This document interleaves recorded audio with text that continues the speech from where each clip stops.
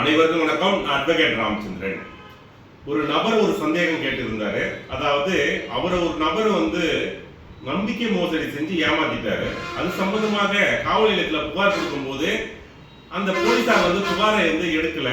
அதனால அவருடைய வழக்கறிஞர்கள் எஃப்ஐஆர் டைரக்ஷன் நீதிமன்றத்தை தாக்கல் செஞ்சு 223 BNSS தாக்கல் செய்து எஃப்ஐஆர் டைரக்ஷன் வாங்கி அதன் பிறகு அந்த கன்சர்ன் போலீஸ் ஸ்டேஷன் எஃப்ஐஆர் போடுறாங்க. 420 வழக்க இப்போ BNS புதிய சட்டத்தில் வழக்கு 5 பிரிவில் வழக்கு தாக்கல் செய்கிறாங்க. வழக்கு தாக்கல் செஞ்சு அந்த எதிரி கடலூர் மாவட்ட நீதிமன்றத்தில் பெயிலுக்காக ஜாமீனுக்காக தாக்கல் செய்கிறாரு. அங்கே கிடைக்கல. உடனே உயர் நீதிமன்றத்தில் சென்னை மெட்ராஸ் ஹைகோர்ட்டில் தாக்கல் செய்கிறாரு. தாக்கல் செய்து அவருக்கு பெயில் கொடுத்துடுறாங்க. அந்த பெயில என்ன மென்ஷன் பண்றாங்கன்னா, அவருடைய டவுட் என்னன்னா, மென்ஷன்ல 15 நாட்களுக்குள்ள, அதாவது ஹைகோர்ட்ல நமக்கு ஆர்டர் கொடுத்துட்டா அந்த கீழமை கோர்ட் நீதிமன்றத்தில் சரண்டர் ஆகி ஷூரிட்டி தாக்கல் செய்து பாண்டை கொடுத்தாதான் அவருக்கு முழுமையா அந்த பெயில் முழுமை பெறும். அவர் அந்த 15 நாட்கள் கழித்து 2 மாதம் ஆயிடுச்சு. ஆனா அவர் சரண்டர் ஆகல.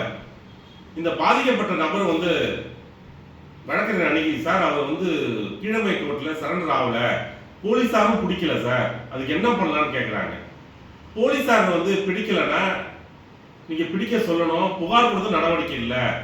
அப்ப அந்த போலீஸாரை அவரை போய் காவல் நிலையத்தில் சொல்லணும், சார் உயர்நீதிமன்ற ஆர்டர் சார், சார் உயர்நீதிமன்ற ஆர்டர்ல 15 நாட்களுக்குள்ளேயே சரண்டர் காட்டணும், அப்படி இல்லைன்னா அது காலாவதி ஆகிடும், அதில் மென்ஷன் பண்ணிருக்கு, அது தாராளமா பிடிக்கலாம்.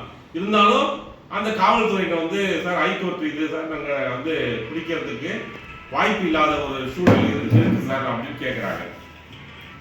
அப்பொழுது அந்த எதிரி அந்த பெயில் ஆர்டர்ல எக்ஸ்டென்ஷன் வாங்கலாம், அதுக்கும் வாய்ப்பு இருக்கு.